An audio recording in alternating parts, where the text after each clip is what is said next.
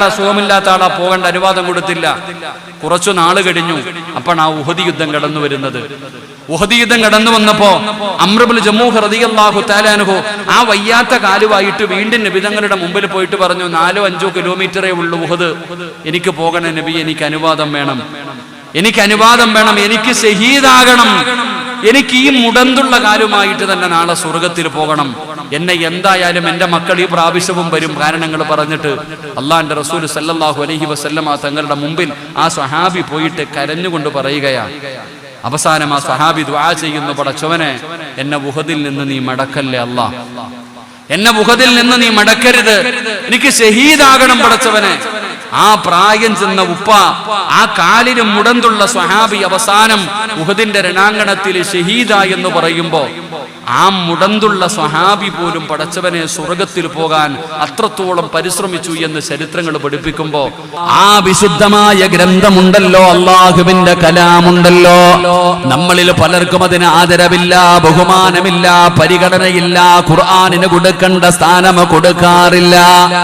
നമുക്കത് നിസാരമായി പോയി മരണ വീട്ടിലെടുത്ത് പാരായണം ചെയ്യാനുള്ള ഒരു ഗ്രന്ഥമായി അള്ളാഹുവിന്റെ വിശുദ്ധമായ ഖുർആൻ ഇവിടുന്ന് മാറുമ്പോ നമുക്കതിന്റെ മഹത്വം അറിയാഞ്ഞിട്ടാണ്. ഭയപ്പെടണം ചെറുപ്പക്കാരാ, പെങ്ങളെ നല്ലതുപോലെ പേടിക്കണം. അത് അള്ളാഹുവിന്റെ കലാമാണ്. ലൗ അൻസൽനാ ഹാദൽ ഖുർആന അലാ ജബലിൻ ലറഅയ്തഹു ഖാശിഅൻ മുതസദ്ദിയൻ മിൻ ഖശിയത്തില്ലാഹ്.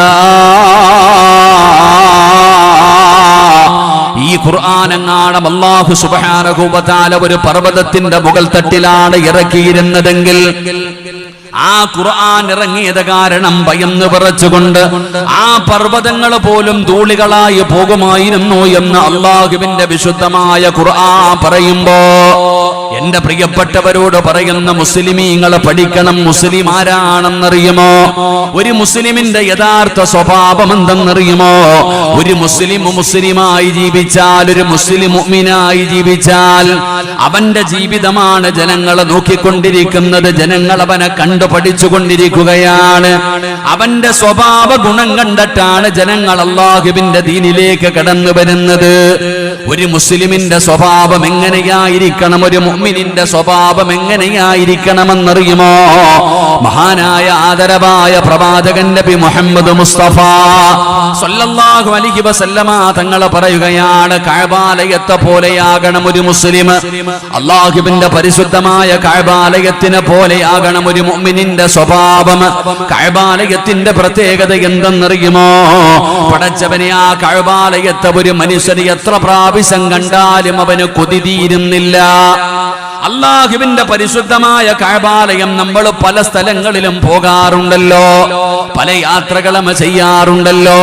വീണ്ടും ഒരു യാത്ര ചെയ്യാൻ തയ്യാറാകുമ്പോ ഇന്ന സ്ഥലത്ത് പോകാമെന്ന് പറഞ്ഞാൽ നമ്മൾ പറയും നമ്മൾ അവിടെ പോയവരാണ്, ആ സ്ഥലം കണ്ടവരാണ്, അതുകൊണ്ട് നമുക്ക് വേറെ ഒരു സ്ഥലത്ത് പോകാമെന്ന് പറയുന്നവരാ.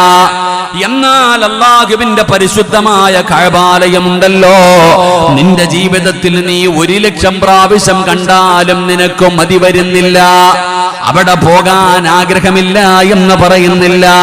ഞാൻ കണ്ട സ്ഥലമാണ്, അതുകൊണ്ട് വേറെ എവിടെങ്കിലും പോകാമെന്ന് നമ്മൾ പറയുന്നില്ല. ആ കഅബാലയം കാണാൻ വല്ലാത്ത ആഗ്രഹമാണ്, ആ കഅബാലയത്തിനോട് വല്ലാത്ത സ്നേഹമാണ്. ആ കഅബാലയത്തിലൊന്ന് തൊടാൻ, ആ കഅബയുടെ കില്ലയൊന്ന് പിടിക്കാനൊന്ന് ചുംബിക്കാൻ, പടച്ചവനെ ആ കഅബാലയത്തിന്റെ മുറ്റത്ത് പോയൊന്ന് നിസ്കരിക്കാൻ നമുക്ക് വല്ലാത്ത കൊതിയാണ്, നമുക്ക് വല്ലാത്ത ആഗ്രഹമാണ്. എത്ര കണ്ടാലും മതി വരുന്നില്ലടോ. അവസാനം ആ കഅബാലയത്തിന്റെ മുറ്റത്ത് നിന്ന് സലാം പറഞ്ഞ് വിടവാങ്ങല് തവാഫ് കഴിഞ്ഞ് അവസാനം അല്ലാഹുവിന്റെ കഅബാലയത്തിന്റെ നേരെ നിന്നിട്ട് അസ്സലാമു അലൈക യാ കഅബത്തുല്ലാഹ്, ആ കഅബയോട് സലാം പറയുമ്പോ ഏതൊരു മനുഷ്യന്റെയും കണ്ണ് നിറയുകയാണ്. അവൻ അവസാനം പിരിയുമ്പോഴും പറയുന്നത്, പടച്ചവന് എനിക്കിനിയും വരാനും ഇനിയും കാണാനും എനിക്ക് ഭാഗ്യം തരണേ എന്ന് നിറകണ്ണുകളോടെ പൊട്ടിക്കരഞ്ഞു ദുആ ചെയ്ത് പിരിയുമ്പോ ഇത് കഅബാലയത്തിന്റെ പ്രത്യേകതയാണ്. ഇതുപോലെയാണ് നബി തങ്ങളുടെ സ്വഭാവം. അല്ലാഹുവിന്റെ പ്രവാചകനെ കണ്ട ഒരാള്, നബി തങ്ങളോട് സംസാരിച്ച ഒരാള്, നബി തങ്ങളുടെ നബിതങ്ങളുടെ കൂടെ ഇരുന്ന ഒരാള് പടച്ചവനെ അവർക്കൊരിക്കലും മതിയാകുന്നില്ല. നബിതങ്ങളെ എത്ര കണ്ടാലും മതി വരില്ല. നബിതങ്ങളുടെ സംസാരം എത്ര കേട്ടാലും മടുപ്പ് വരില്ല. നബിതങ്ങളുടെ കൂടെ എത്ര നേരം ഇരുന്നാലും പിന്നെയും പിന്നെയും ഇരിക്കാൻ കൊതിക്കുകയാണ്. പടച്ചവനെ അത് നബിതങ്ങളുടെ ഒരു പ്രത്യേകതയാണ്. ഇതാണ് ഒരു മുഅ്മിനിന്റെ സ്വഭാവം. ഇങ്ങനെ ആയിരിക്കും ഒരു മുഅ്മിന്. അവനെ കാണാൻ ജനങ്ങൾ കൊതിക്കുകയാണ്, അവനോട് സംസാരിക്കാൻ കൊതിക്കുകയാണ്, അവന്റെ കൂടെ സമയം ചെലവഴിക്കാൻ ആഗ്രഹിക്കുകയാണ്. ഇതുപോലെ ജനങ്ങൾ ആഗ്രഹിക്കണമെങ്കിൽ നമ്മൾ അല്ലാഹുവിന്റെ പരിശുദ്ധമായ ഖുർആൻ അനുസരിച്ച് ജീവിക്കണമടോ. ഒരു മുസ്ലിമിന്റെ ജീവിതം അതാണ്. എന്തിനാ വഅദ് പറയുന്നത്? എന്തിനാ ജനങ്ങളെ ഉപദേശിക്കുന്നത്? ഒരു മുസ്ലിമിന്റെ ജീവിതം കണ്ടിട്ട് വേണം ഇസ്ലാമിലേക്ക് ജനങ്ങൾ കടന്നു വരാൻ.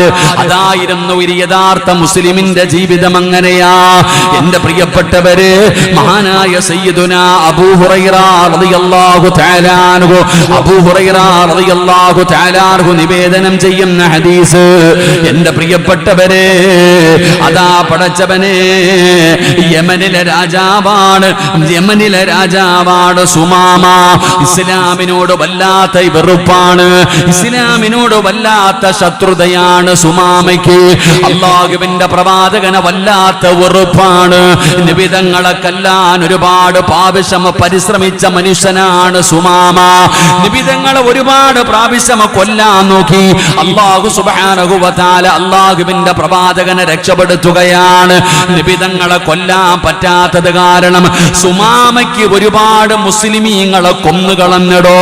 ഒരുപാട് മുസ്ലിമീങ്ങളെ സുമാമ അവിടെ നിന്ന് കൊന്നുകളയുകയാ. ഒരുപാട് മുസ്ലിമീങ്ങളെ സുമാമ എവിടെ നിന്ന് കൊന്നുകളഞ്ഞു.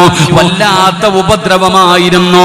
അവസാനം അല്ലാഹുവിന്റെ പ്രവാചകൻ സ്വല്ലല്ലാഹു അലൈഹി വസല്ലമ തങ്ങൾ അവിടെ നിന്ന് പറഞ്ഞു, സ്വഹാബാ, സുമാമയ ആരുടെ കയ്യിൽ കിട്ടിയാലും കൊന്നുകളയണേ സഹാബാ. നിബിതങ്ങൾ കൊല്ലാൻ പറഞ്ഞ സ്വഹാബ മനുഷ്യനാണ്. അത്രത്തോളം അവൻ മുസ്ലിമീങ്ങളെ ഉപദ്രവിച്ചവനാണ്. ആ സുമാമ എവിടെ വെച്ച് കിട്ടിയാലും കൊല്ലാൻ അല്ലാഹുവിന്റെ റസൂൽ ഓർഡർ ഇട്ടിരിക്കുകയാണ്. സ്വഹാബത്ത് അവനെ തിരഞ്ഞു നടക്കുകയാ. അങ്ങനെ ഇരിക്കുമ്പോഴാണ് പടച്ചവനെ ഒരു ദിവസം അതാ ഒരു മനുഷ്യനെ കിട്ടുകയാണ്. പാതിരാത്രി ഒരു മനുഷ്യനെ കാണുകയാണ്. അവന്റെ സംസാരവും അവന്റെ പ്രവർത്തനങ്ങൾ മുഴുവനും സംശയിക്കുന്ന രീതിയിലാണ് അവന്റെ പ്രവർത്തനങ്ങൾ നടന്നത്. അതുകൊണ്ട് സ്വഹാബത്തിന് സംശയമായി, ഇവൻ ഇസ്ലാമിന്റെ ശത്രുവാണോ അതോ ഇസ്ലാമിന്റെ അനുകൂലിയാണോ? പടച്ചവനെ അവർക്ക് മനസ്സിലാകുന്നില്ല. അതുകൊണ്ട് ആ മനുഷ്യനെ പിടിച്ചുകൊണ്ട് വന്ന് മസ്ജിദ് നബവിയിൽ കെട്ടിയിടുകയാ. മസ്ജിദ് നബവിയിൽ കൊണ്ടുവന്ന് കെട്ടിയിടുകയാണ്. അല്ലാഹുവിന്റെ റസൂൽ വന്നിട്ട് തീരുമാനിക്കട്ടെ, പ്രവാചകൻ വന്നിട്ട് ഈ മനുഷ്യന്റെ കാര്യത്തിൽ തീരുമാനമെടുക്കട്ടെ. മസ്ജിദ് നബവിയിൽ കൊണ്ടുവന്ന് കെട്ടിയിട്ടിരിക്കുന്നു, ആരാണെന്നറിയില്ല. അങ്ങനെ ഇരിക്കുമ്പോഴാണ് അല്ലാഹുവിന്റെ പ്രവാചകൻ സ്വല്ലല്ലാഹു അലൈഹി വസല്ലമ തങ്ങൾ നിബിതങ്ങൾ പള്ളിയിലേക്ക് കടന്നു വരുന്നത്. അപ്പോഴാണ് തൂണിൽ കെട്ടിയിട്ടിരിക്കുന്ന ഒരു മനുഷ്യനെ കാണുന്നത്. അല്ലാഹുവിന്റെ പ്രവാചകൻ സ്വല്ലല്ലാഹു അലൈഹി വസല്ലമ തങ്ങളോട് സ്വഹാബത്ത് പറഞ്ഞു, നബിയേ, യാ റസൂലല്ലാഹ്,